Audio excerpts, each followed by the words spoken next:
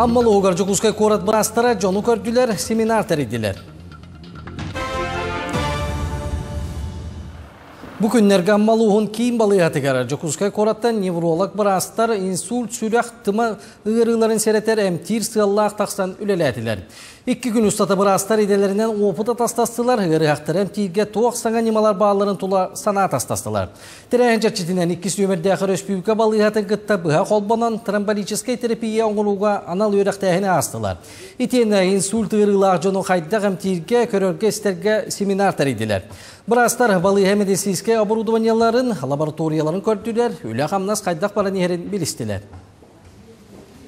Бихим анна антикоагулянтный кабинет агаргына бұд. Онна балығатын күтті сотрудничайдары.